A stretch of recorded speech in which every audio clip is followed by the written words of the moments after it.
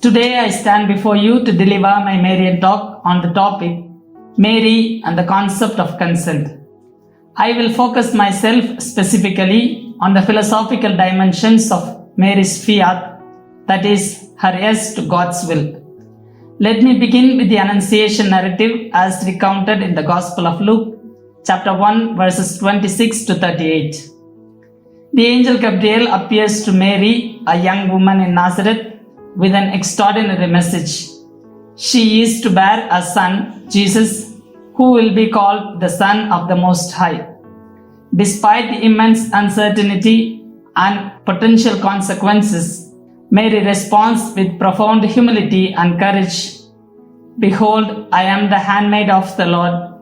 Let it be to me according to your word. This moment, known as Mary's fiat, signifies her consent to participate in the divine plan. Now let me analyze the consent of Mary philosophically. In philosophical terms, consent is a cornerstone of ethical deliberation.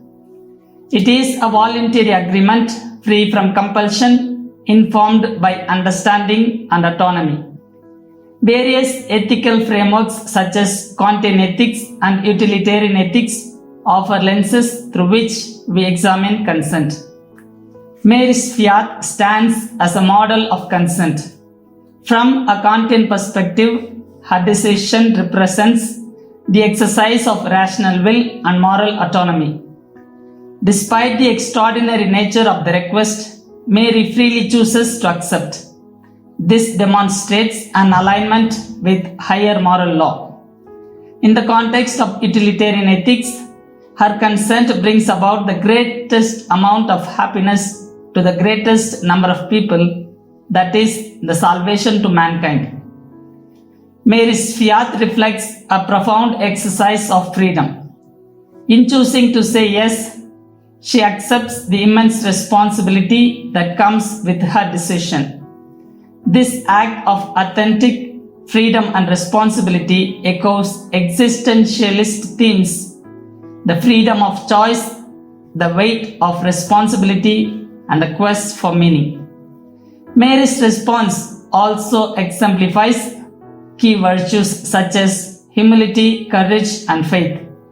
According to Aristotelian virtue ethics, virtues are habits that enable the individuals to achieve the greatest happiness.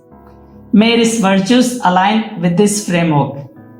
Mary's humility and courage in the face of uncertainty highlights her moral excellence. Her faith, moreover, underscores a deep trust in the divine. This illustrates a harmonious balance between divine grace and human virtue.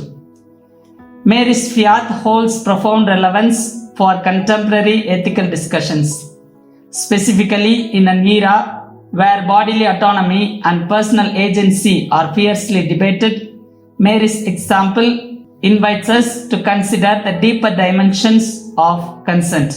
Her choice encourages us to reflect on our own choices, the nature of our freedom, and the responsibility we bear in our ethical discussions.